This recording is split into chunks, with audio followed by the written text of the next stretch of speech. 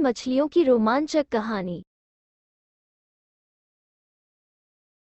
एक नदी के किनारे उसी नदी से जुड़ा एक बड़ा जलाशय था। जलाशय में पानी गहरा होता है, इसलिए उसमें काई तथा मछलियों का प्रिय भोजन जलीय सूक्ष्म पौधे उगते हैं। ऐसे स्थान मछलियों को बहुत रास आते हैं। उस जलाशय में भी नदी से बहुत सी मछलियां आकर रहती थी।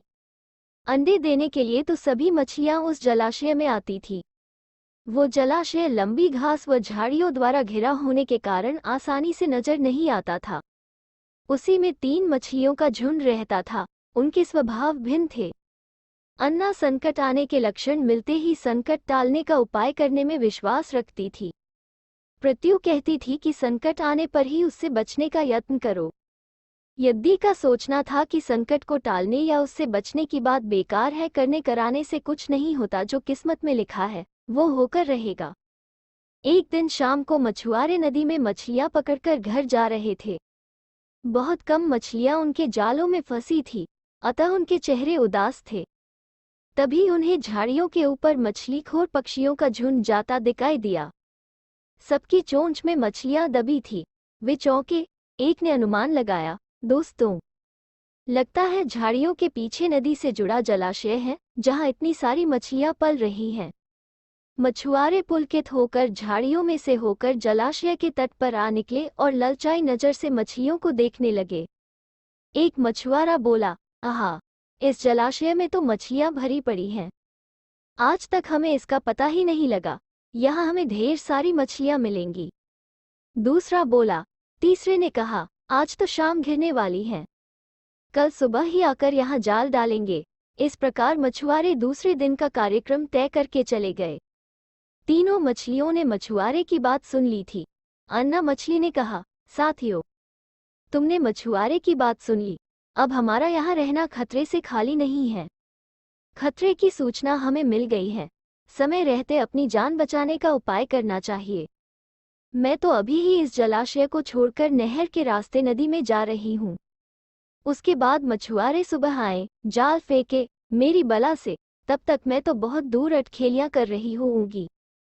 प्रत्यु मछली बोली, तुम्हें जाना है तो जाओ, मैं तो नहीं आ रही।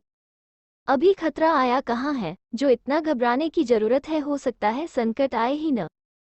उन मछुआरों का यहाँ आने का कार्यक्रम रद्द हो सकता है। हो सकता है रात को उनके जाल चूहे कुतर जाएं। हो सकता है उनकी बस्ती में आग लग जाए।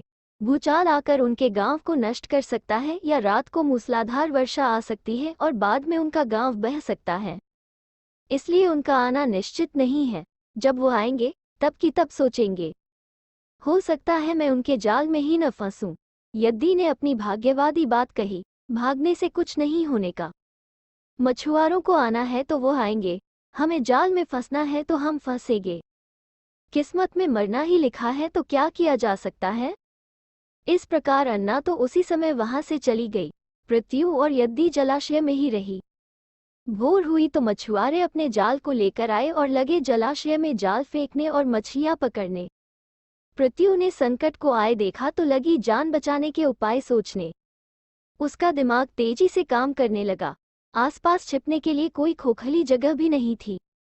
तभी उसे याद आया कि उस जलाशय में काफी दिनों से एक मरे हुए ऊदबिलाव की लाश तैरती रही है। वो उसके बचाव के काम आ सकती है। जल्दी ही उसे वो लाश मिल गई। लाश सड़ने लगी थी। प्रत्यु लाश के पेट में घुस गई और सड़ती लाश की सड़ांध अपने ऊपर लपेटकर बाहर निकली। कुछ ही देर में मछुआरे के जाल में प्रत्यु फंस गई। मछुआरे ने अपना जाल खींचा और मछलियों को किनारे पर जाल से उलट दिया। बाकी मछलियां तो तड़पने लगीं, परंतु प्रत्यु दम साधकर मरी हुई मछली की तरह पड़ी रही। मछुआरे को सड़ांध का भभका लगा तो मछलियों को देखने लगा।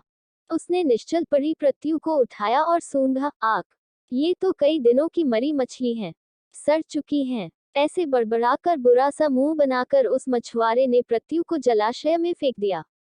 प्रत्यु अपनी बुद्धि का प्रयोग कर संकट से बच निकलने में सफल हो गई थी।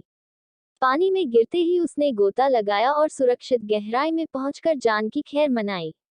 यद्दी भी दूसरे मछुआरे के जाल में फंस गई थी और एक टोकरे में डाल दी गई थी। भाग्य के भरोसे बैठी रहने वाली यद्दी ने उसी टोकरी में अन्य मछलियों की तरह तड़प तड़प कर प्राण त्याग दिए। सीख। भाग्य भी उन्हीं का साथ देता है जो कर्म में विश्वास रखते हैं और कर्म को प्रधान मानते हैं। भाग्य के भरोसे हाथ पर हाथ रखकर बैठे रहने वाले का विनाश निश्चित है। आशा करते हैं कि यह कहानी आपको पसंद आई होगी। हमें कमेंट करके जरूर बताएं।